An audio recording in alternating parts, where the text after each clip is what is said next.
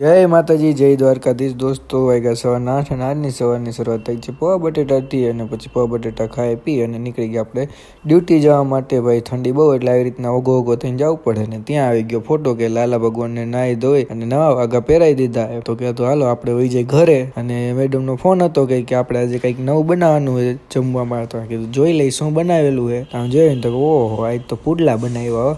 Ready થઈ ગયા હતા પુડલા હારે હતી ચટણી અને કેચપ. હાલો બધા ખાઈ પી અને હોઈ ગયા. અને પછી સાંજના વાગ્યા હતા 4 અને આપણે નીકળી ગયા ડ્યુટી જવા માટે. પછી આવ્યા ત્યારે તો બહુ ઠંડી હતી ભાઈ, આવી રીતના પેક થઈને આવવું પડે એવા હાવ એટલે. અને જોઈએ આપણે શું બનાવવાના હે મેડમ, કાંઈ નવું બનાવવાના કે નહીં. જોયું ત્યાં તો રોટલા બન્યા હતા. એવું પછી કીધું હશે કાંઈક. હવે આપણે વહી ગયા અંદર રૂમમાં.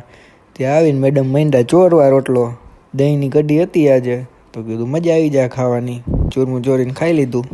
પછી લાગી હતી ભૂખ. એડિટિંગ કરતાં ખાઈ લીધા પૌવા.